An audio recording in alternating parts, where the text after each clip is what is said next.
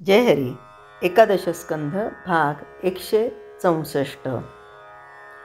13व्या अध्यायात ज्ञानी पुरुषाच्या अवस्थेचं वर्णन केल्यावर ती प्राप्त होण्यासाठी सहज साधन कोणतं असा प्रश्न हा या अध्यायात उत्पन्न केला आहे. या अध्यायात म्हणजे 14व्या अध्यायात. भागवतात काय किंवा भगवद्गीतेत काय आत्मज्ञानाचं साधन सांगताना श्रीकृष्णांनी सामान्य मनुष्य आपल्या नजरेआड होऊ दिला नाही. म्हणजे अगदी सामान्य मनुष्यापासून ते ज्ञानी मनुष्यापर्यंत प्रत्येकांचा विचार यांनी केलेला आहे आणि त्या दृष्टिकोनातून आपल्याला ज्ञान दिलेलं आहे. दृश्याचं प्रेम सर्वस्वी विरल्या वाचून आत्मस्वरूपाची धारणा धरता येत नाही. ती धरण्यास मन लायक व्हावं म्हणून योग, तप, ज्ञान आणि भक्ती असे वेगवेगळे मार्ग असतात. या सगळ्या मार्गांपैकी सामान्य मनुष्याला भक्तीच फार उपयोगी पडते.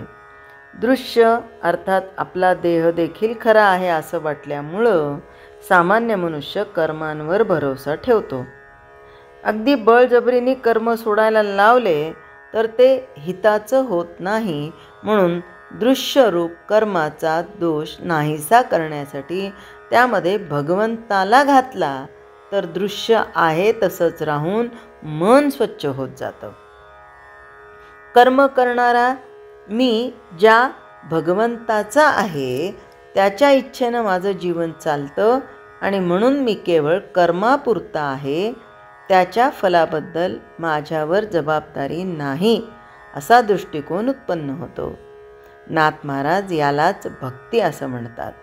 भगवंताकरता कर्म करण्याची युक्ती साधली म्हणजे जीवनाकडे खेळ म्हणून पाहता येतं.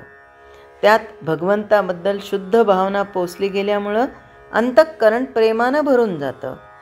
ते प्रेम बाहेर पडल्याशिवाय राहत नाही. भक्तीचा जिव्हाळा म्हणतात तो हाच.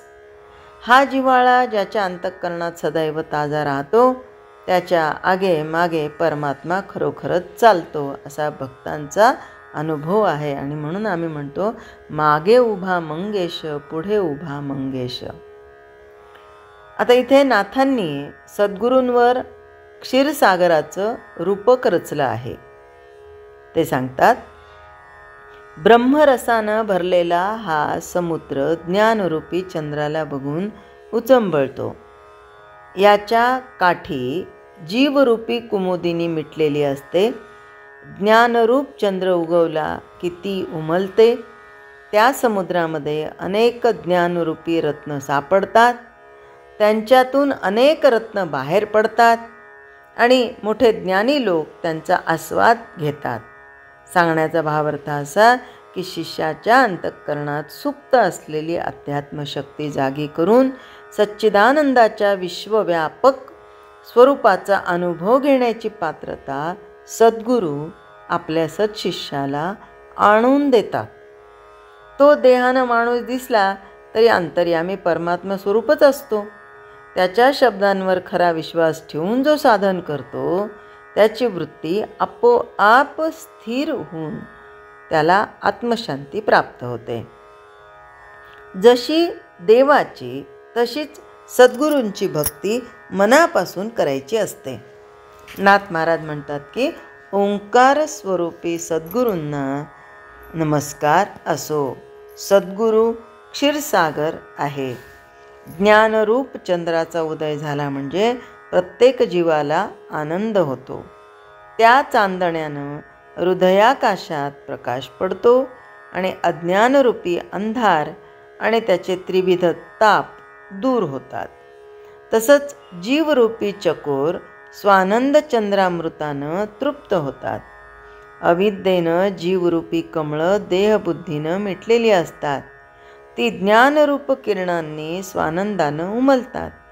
म्हणून ज्ञानरूप चंद्र पाहिल्याबरोबर जीवाला अति आनंद होतो आणि अहंकाररूपी चंद्रकांतमणी हा लगेच विरघळतो. आता जिथे ज्ञान झालं तिथे अहंकार राहणार आहे का? नाही.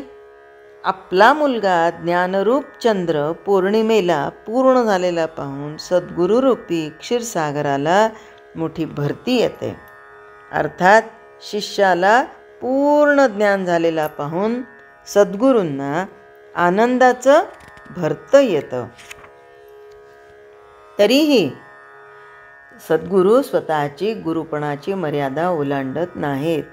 गुरु शिष्यांचं अंतःकरण एकरूप होऊन स्वानंद वाढला तरी शिष्य गुरु आज्ञेची मर्यादा मोडत नाही. सद्गुरू रूपी क्षीरसमुद्र फार खोल आहे. त्याच्यावर उठणाऱ्या वेदांतरूपी लाटांमध्ये अनेक शब्दरूपी ज्ञानरत्न आढळतात. त्या समुद्राचं मंथन केलं. आता विश्वास हा मंदराचल, वैराग्य हे वासुकी, निजधैर्य हे देवदानव. मंथनाच्या पहिल्याच खळखळाटात लय विक्षेपरूपी कालकूट बाहेर आलं. बघा, हे सगळं समुद्र मंथनाचं वर्णन करून आपल्याला एकेकाला एक उपमा दिलेली आहे नाथ महाराजांनी इथे, की यामध्ये जे वेगवेगळे रत्न सापडतात तर ते काय आहेत? ते वेदांतरूपी लाटांमध्ये शब्दरूपी रत्न आहेत. ज्ञान आहे त्याच्यामध्ये, शब्दरूपी ज्ञानरत्न आहेत. आता या समुद्राचं मंथन केलं. मग याच्यामध्ये मंथनासाठी काय टाकलं? मंदराचल. तो काय आहे? तर विश्वास. वासुकीचा डोर आहे. त्याला रूपक कशाचं दिलं? वैराग्याचं. आणि ते ओढण्यासाठी दोघं जण होते. कोण? देव आणि दानव. त्याला रूपक दिलं निजधैर्याचं. आता हे मंथन चालू झाल्यावर काय झालं? पहिल्याच वेळी मंथनाच्या हा खळखळाटामध्ये कालकूट विष बाहेर आलं. त्याला उपमा कशाची दिली? लय विक्षेपाची. आणि ते विवेकरूपी शंकरानं गिळून टाकलं. काय? कालकूट विष. कशाचं? लय आणि विक्षेपाचं. मग अंतर्मुखतेच्या अभ्यासानं सर्व कर्मे शांत झाली. पुढं आत्मशांतीरूपी लक्ष्मी प्रगट झाली. त्यानंतर देवदानवांना आवडणारा आणि ब्रह्मरस आणि भ्रमरस यांनी भरलेला अमृत कलश बाहेर आला. तो वाटण्यासाठी परमात्मा मोहिनी झाला आणि अहंकार रूप राहूचा शिरच्छेद करून त्यानं देवांना तृप्त केलं. त्यानं म्हणजे मोहिनी अवतारातल्या परमात्म्याने. ती वृत्तीरूप मोहिनी लगेच आपलं स्वरूप बदलून नारायण स्वरूप झाली. पूर्वीप्रमाणे मोहून टाकीनाशी झाली. त्या क्षीरसागरात परमात्मा समाधीरूप शेषशयनावर स्वानंदात निजलेला आहे. असा हा सद्गुरू ज्ञानरूपी समुद्र असून कोणालाही त्याचा अंत लागत नाही. आणि त्याच्या कृपेनं मराठी भाषेत मी ब्रह्मज्ञान सांगतो असं कोण म्हणतात?